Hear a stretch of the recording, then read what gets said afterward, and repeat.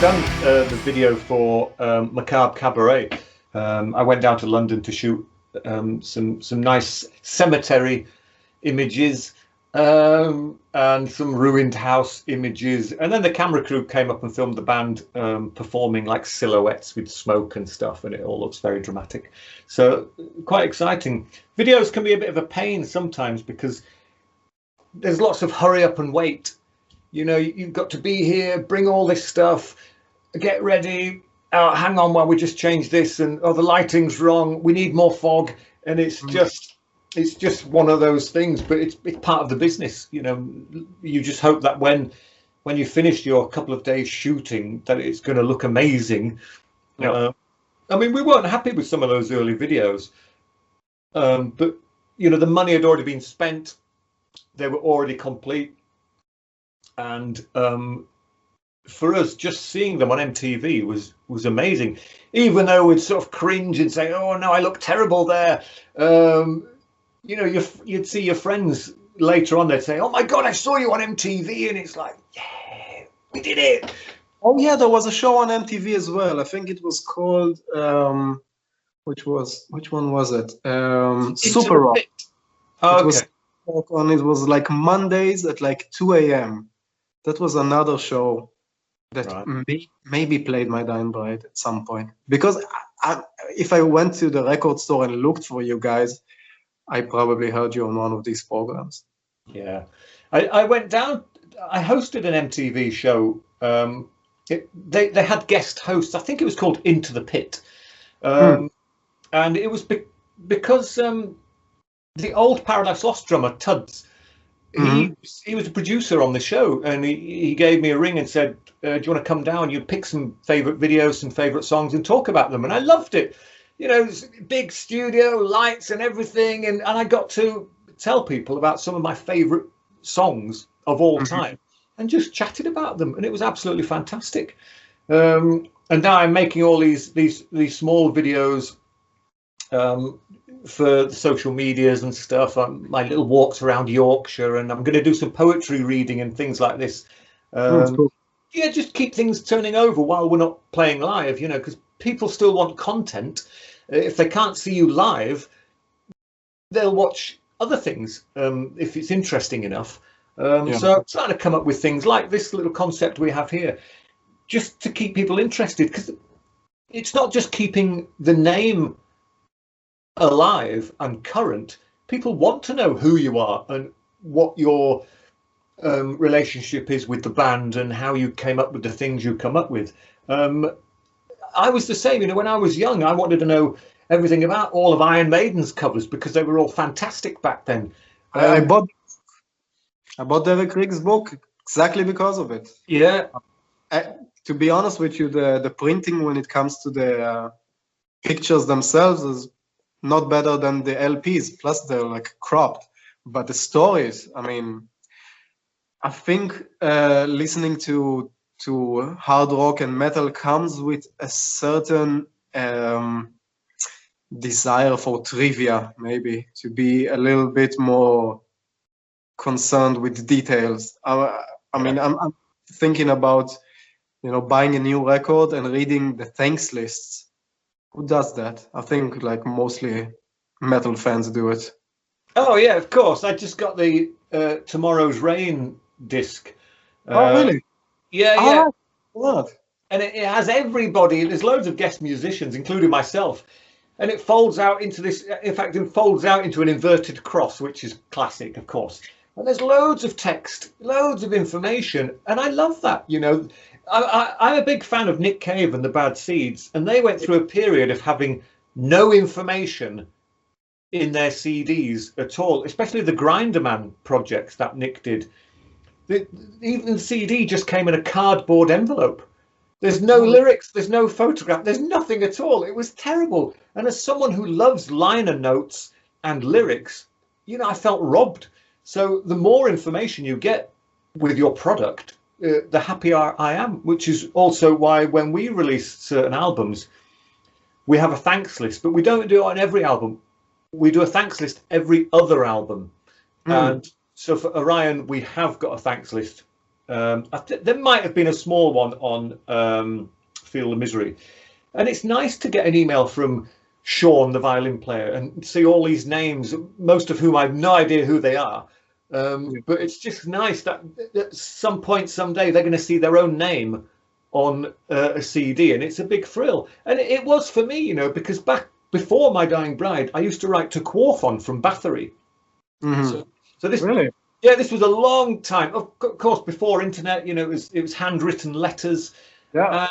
And it ended up, we had a good correspondence. And so on his CD, Hammerheart, my name is in the thanks list, which is awesome. Yeah, it was absolutely amazing to see something like that. And so just including simple information, it's really good. You know, I love the trivia of how albums are put together. And I like reading. Even I'm reading someone who I don't know, and I'm reading all the names of other people who I don't know, but I still read it because I just like it. I think it's just one of those silly things. And so we try to incorporate lots of information with our records and always have the lyrics, always try to have photographs and anything else we can put in there, because I loved it when I was a kid. You would buy a record, not a CD, but a record, and it was always had that plastic film round, so you never knew if you were getting lyrics or not. Only when you got home and you put a knife down it and opened it up, if it didn't come with lyrics, my heart was broken. Just a white piece of paper with the record inside it. I felt robbed. You know, I wanted to take it back and demand my money back. But sometimes it would come with photographs and lyrics, and if you're really lucky, a poster that wasn't even advertised, and it's like solid gold. So those things were absolutely brilliant for me. I loved all that kind of thing. But there's much to be said about having mystique as well. Because if you don't have band photos, that can actually contribute to the way that a person might experience the music. Because if the band photo or anything for that matter clashes with the feeling that you get from the music, then it doesn't serve it right. And to be, I mean, I'm guessing that a lot of My Dying Bride fans will scold me for it, but I don't care at all about lyrics. I never read any lyrics because in like most cases, it completely spoils it for me. Okay. Because music to me is like sort of like abstract art. I know it's basically, you know, musical notes and which you can just boil down to mathematics even. But to me, it still sounds like magic. And if you say, yeah, so I just wrote this song about my ex-girlfriend, just a little bit, just kind of ruins it for me. Okay. So I pay attention more to the thanks list than the lyrics. But I know it's just a perversion that I have. But in like tons of cases, everything can just deduct from the impact that a record can have, and some things can add to it. I mean, if you think about, I mean, this is something that I say about when people ask me about the role that artwork plays in today's musical scene, and I said that artwork is as important as everything else. I mean, apart from the music, because it's a multiplier, and everything is. I mean, nothing is totally mandatory, but everything is potentially crucial. Because I mean, if you think about how important can a hat be, just ask Guns N' Roses. How important can a pointy bra be? Just ask Madonna. Everything could contribute to the experience and elevate the sonics and add another dimension to it. If you do it right. If you have an album cover that inspires the listener, an album cover, a band photo. I mean, how much was the band photos for Kiss important? I mean, you can argue a lot about it, but I think it serves as a multiplier. But the thing is, with a multiplier, you have to multiply it with the music. If the music doesn't touch the listener, then you're multiplying with zero. Yeah. If you've got the right songs, everything else can just contribute to it. In the early days, we didn't use our surnames. If you look on the early records, it'll just say Aaron, Calvin, Andrew, and quite often the photographs we use were distorted in some way, like the ones the Swans and any we did around that period. And I remember Peaceful, they wanted the classic photo card, a photo of the band with a border and the logo at the bottom and everybody's name under each thing. So we organised it, and it was obviously we wanted to make it a black and white photograph, and we chose one which was fine, but it was giving too much information to the people. We wanted My Dying Bride to be more mysterious, so we simply smeared black ink all over the photograph and then just scratched small areas away. So half a face, and we waited for it to dry, and then we told Peaceville this is it. And you know, they kind of looked like, oh god, well I suppose it's as good as we're going to get from My Dying Bride. And we still only used our first names. For some albums we didn't even have band photos. You're right, it can give too much away. People, when they buy something, they want to invest their own time into enjoying it, and they don't want distractions. And for them, you know, photo, particularly if it's a silly band photo, one that detracts away from your imagination about what the music's going to portray to you. You know, you have in your mind's eye, okay, I think I know, I can imagine what My Dying Bride looked like, and then you see us on a beach. You know, it doesn't work. So you've got to select your photography very carefully and make sure it goes hand in hand with the music, because it can break it can break someone's heart if their favorite band is a bunch of idiots. It's over. Plus, it's the very first thing that sets up the mood, because I mean, in most cases, unless you're listening to the radio, music is not that voluntary. I mean, in most cases, you hit play in order to listen to the music, but beforehand, you get the visuals, and the visuals are instant, and the visuals are basically, I mean, if you go to the internet, you're exposed to tons of visuals that if you go to social media, your friends are sharing, your family are sharing, and you decide if you want to click play on one of those visuals. So the visual is the very first thing you see. In tons of cases, it's not something that you chose to look at. So there's a chance to set up the mood, to build an atmosphere before you listen to the music. So yeah, I mean, it worked for you guys. And actually, when I saw, I think it was the re-release of Turn Loose the Swans, and then you showed what the album cover had when you zoom out from it, I was a bit disappointed, because it was such a perfect like abstract art representation of the music, which drew me in.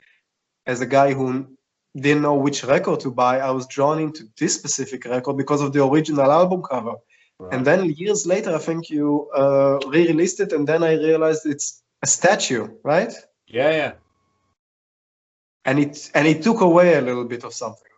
Yeah, I understand that, but again, it's the fans' desire to know more. And yeah, for sure. We were so secretive in the early days. Over 30 years, we've started to tell people more about the band. You know, we realize you can keep it a secret if you want, but sometimes it's nice to just, you know, have a conversation with people and give them some of the details. Mm-hmm. And even to this day, some people didn't realize that when Turn Loose the Swans was released, had 3 different covers. The vinyl had a swan, an outline of a swan. The CD had the statue like this with all the wax, and the cassette tape had some, I can't remember what was on the cassette tape. Google it, everybody. But it was 3 different covers, which was unheard of back then. You know, I spoke to Hammy at Peaceville, and I said, "Look, I've got this idea. Can we do 3 completely different covers for all 3 formats?" And he looked into it and said, "Yeah, it won't cost any more money to do. Yeah, let's do it." So, you know, and some people still don't realize it, and they sometimes think, you know, they bought the CD back then, and that's the artwork, and then they might buy the vinyl 10 years later and just think it's been re-released with a different cover, but it hasn't. it was released with 3 different pieces of artwork, which was insane, but quite an interesting idea at the same time. My version was the CD. I think it came with like a slipcover, probably 97, I think. Possibly. So, that was the version which was like, it was a portrait version of the album cover. It was very zoomed in, so you couldn't figure it out that it was a statue, and it just looked like an abstract painting. Yeah. And you've got the text on the sides. Actually, when I was working on the Ghost of Orion, I tried to build a little bit of homage to it and use the text on the sides, but it didn't work out. So I ended up reverting to like the very basic template of it, and it worked better. But I tried to hint a little bit at Turtles the Swans. But yeah, I mean, certainly set up the mood for that record. And I don't, as I said, I don't remember if it was the blurry video for the Songless Bird, but that song is still my my standard for doom metal, for doom riffs. Right, okay. I'm gonna judge it, I mean, in comparison to the Songless Bird. I'm gonna risk the most miserable riff ever, seriously. I'm gonna risk embarrassing myself now by asking if you are in a band. No, I used to play when I was in high school, but only, I mean, a bedroom guitar player. Okay. So, never in front of people. Because I don't, you know, I follow the scene to a certain degree, but I can't follow every band all the time. I'm busy doing my own stuff. So it wouldn't have surprised me if talking to you and you said, Eliran, are you in a band? And suddenly you revealed you were the singer of Slipknot or something like that, although I wouldn't know anyway. But you know, I've done 12 albums, I've toured the world, you know, sold millions of albums. I'd be like, oh God, I'm such an idiot. Plus, you had no idea how I even look like. I could have brought like a friend of mine to talk to you for like 10 minutes, and then it's like, no, here's the guy. That would have been funny. That would have been funny. Right, cool. Listen, I'm gonna have to wrap funny this up. hindsight. I'm glad you're enjoying the beer. It's fantastic. Thank you very much. We spent a long time tasting and tasting and tasting just to get it right. I'm not a big beer connoisseur, so I don't really have the tools to appreciate, but I know what I like. All right. Appreciate that. Thank you very much. And I appreciate your time tonight. It's been fascinating. And I hope that the people who tune in also find it interesting. And you never know, there might be another viewer who thinks, I might get that guy to do my album cover. So check all the details at the end of the video, and we'll have links for people to get in touch. Thank you very much indeed for your time, kind sir. And yeah, maybe we'll chat again another day. I'm all up for it. Cool. Right, I'm going to try and figure out how to press stop. Take it easy, have a good evening, and you too. Stay safe. You too. Cheers. Talk soon. Bye.